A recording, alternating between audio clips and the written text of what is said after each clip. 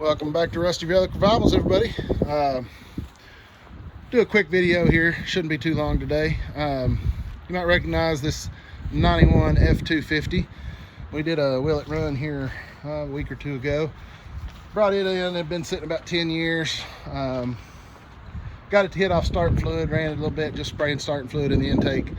That obviously tells me the motor's gonna make noise, and didn't hear any rods hammering or smoke rolling, so worth pursuing a little further. So have you ever gotten one that, been sitting a while?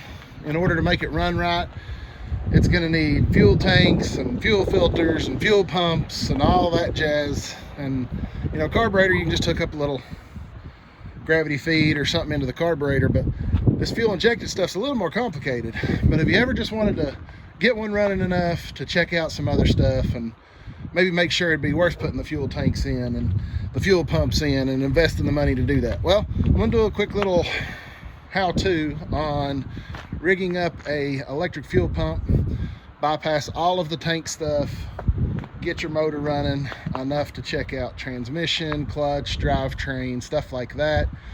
I'll put a little disclaimer in here. This is not intended to I hate I have to say this. This is not intended to put this in here and rig this up and go down the road. Don't get on a public road with this kind of setup. If you do, it's on you. Anyway, little quick tutorial. I'll show you the parts that I'm gonna use, and then I'll show you how I hook it all up. Stay with me. All right, so basically here's what you'll need. A generic 12 volt electric fuel pump.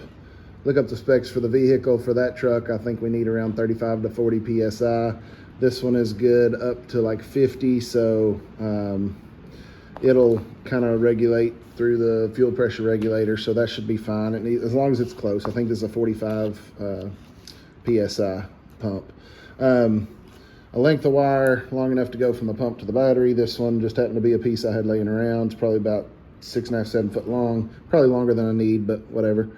Just a couple of alligator clips, hot in the ground for the battery, and then hot and ground on top of the pump.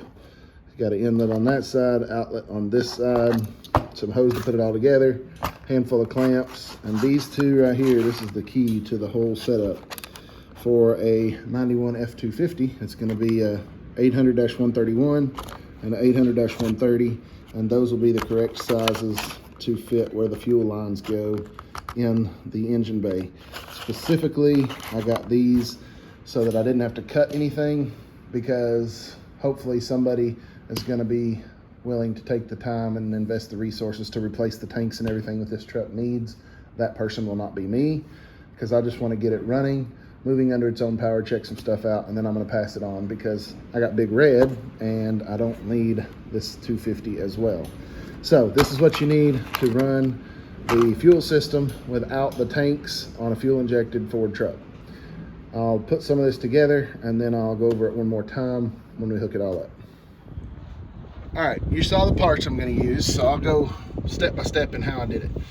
Fuel pump, Amazon, like 20 bucks, okay? Just electric fuel pump, 12 volt fuel pump, about 40, 45 PSI, I think. Got the wire connected to it, the blue wire run across the back of the firewall up here to where I can connect it to the battery, just a couple of alligator clips. Supply side of the fuel pump right here, run it down into the lid of a 1 gallon jug. So the supply runs to the pump, output of the pump runs down into the supply of the fuel rail back there, right down in there. There we go. Now you can see where the supply line hooks into the fuel rail right back there. I did double clamp that with those fittings. This is the larger of the fittings. Just rubber hose, double clamped it. Make sure it clicks in good to the supply side of the fuel rail at the back. Return side is right there. Again, I double clamped it. That'll be the smaller of the fittings. It just clicks in right there. Did put some oil on the O-rings to hopefully make it slide in easier. It did go together pretty good.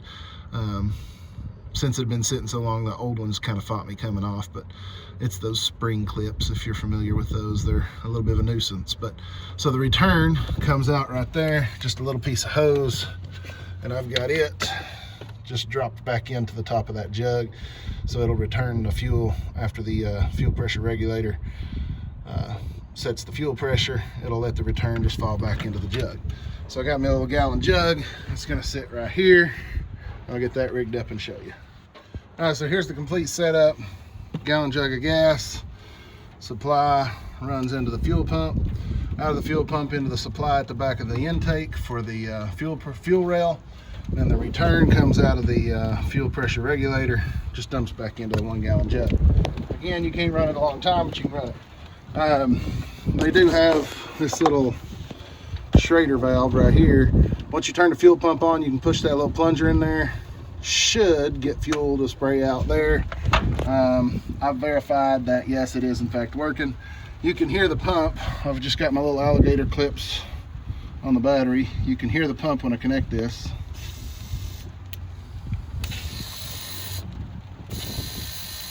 Hopefully you can hear that. So I connected that.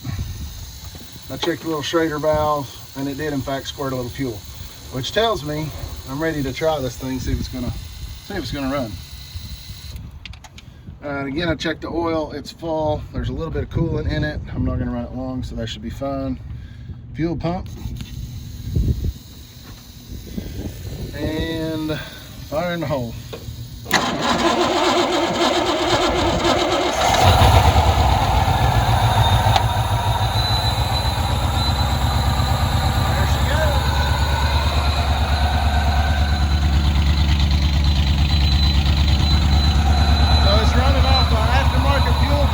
Completely standalone fuel system.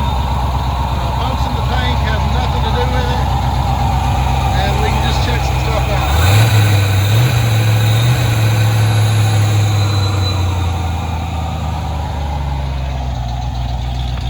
Very nice.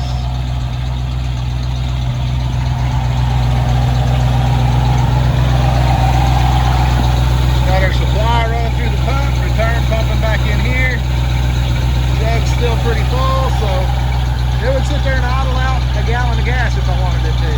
But now I'm in a position I can check some stuff out. Yep, tries to go forward, tries to go backwards. Transmission work, clutch work, tach works. So there we go. I think that's a really, really good way to check out some stuff without investing a ton of money in replacing in-tank pumps. Typically, turn off my fuel pump. It wouldn't hurt anything to run because it's just going to bypass through the fuel pressure regulator and dump back in the jug, but I'll just turn it off for now. Yeah, so the in-tank pumps these days, if you get a decent one, you're looking at well over $100. Both tanks are full of crap. I kind of stuck a hose down in there and drug it out, and the residue on the end of the hose wouldn't even light with a match. So both tanks would probably need to be replaced or really deep cleaned. Probably just replace them would be easier. Tanks are about $100 a piece. Pumps are about $150 a piece. So even to just replace one tank and one pump, you're looking at easily $250 just to get to what we just did right there. And that's running with a fuel system to check out the transmission. So all totaled, I spent $20 on the pump. I think a spool of 10 foot of hose was maybe $10 off Amazon. Handful of clamps. The fittings were about $10 a piece. So I think I added it up around $50 or less is what I've got in the setup I just showed you. About $50 and maybe an hour to hook it up. So now I've got it to where it'll run. It moves under its own power. I can move it forward, I can move it back, check out the transmission, that kind of thing. So I think we call it a win. Back on its way to being revived. Like I said, now that I got Big Red, I probably won't keep this one because I mean, what's not to love? Big Red's a 1-ton. It's got the Dana 60 axle, diesel. So I'll probably fix this one up to the point of moving under its own power and maybe list it for sale, pass it on to somebody else. But at least now we can run it and move it under its own power. Quick and dirty way to get a fuel system, standalone fuel system on an EFI Ford truck. Got any questions? Message me. Like, subscribe, throw me a comment. Let me know what you think. Tune in next time for more Rusty Relic Revivals. Thanks, everybody.